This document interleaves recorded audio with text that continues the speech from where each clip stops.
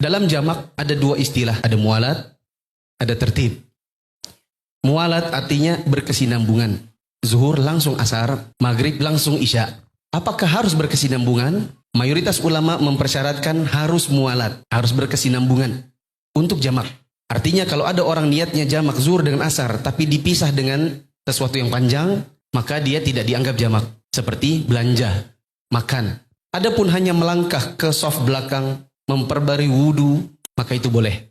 Maka itu bisa langsung jamak. Sebagian ulama tidak mempersyaratkan mualat. Artinya kalau ada yang memisah pun tetap dianggap boleh. Yang lebih utama ini, jika pun terpisah, zuhur asar, maghrib isya, tidak apa-apa asalkan tidak lama. Kembali kepada kaidah ini, al-khuruj minal khilaf aula. Yang lebih utama adalah keluar dari perselisihan ulama. Sehingga selama masih bisa kesinambungan, kesinambungan. Jangan dipisah, supaya tidak masuk dalam ranah khilaf. Istilah yang kedua namanya tertib atau berurutan. Artinya zuhur dulu baru asar, maghrib dulu baru isya.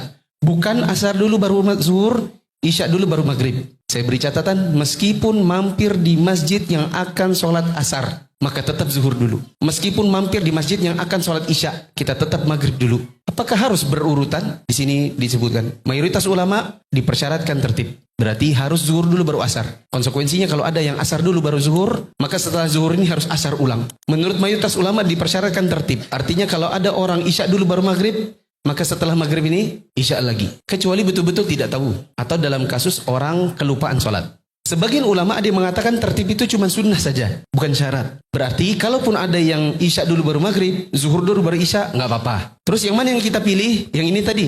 Kaidahnya adalah al-khuruj minal khilaf aula. Apa nih Indonesianya? Keluar dari ranah perselisihan lebih utama.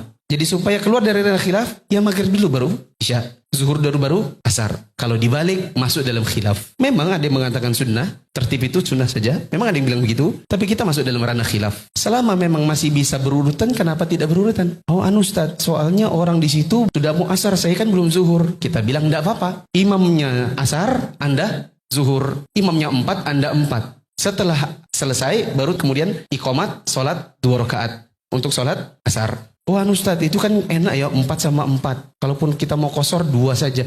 Ini masalahnya maghrib sama isya. Imamnya isya, saya mau maghrib. Imamnya 4, sayanya 3. Maka jawabannya ada beberapa alternatif. Yang semuanya boleh. Ikuti di rakaat 1, berarti nanti ketika dia bangkit rakaat keempat, Anda duduk saja, lalu kemudian boleh memilih. Mau salam sendiri atau menunggu imam, boleh. Yang lebih utama, nunggu imam. Alternatif 2, ikut rakaat 3. Jadi dia 3, 4, lalu dia salam, sementara kita 1, 2, lalu kita nambah 1, rakaat 3. Alternatif yang lain, ikut dia di rakaat 2. Dia 2, kita 1. Dia 3, kita 2. Dia 4, kita 3. Dia salam, kita salam. Seperti itu. Tadi ada pertanyaan, kalau saya pisah saja?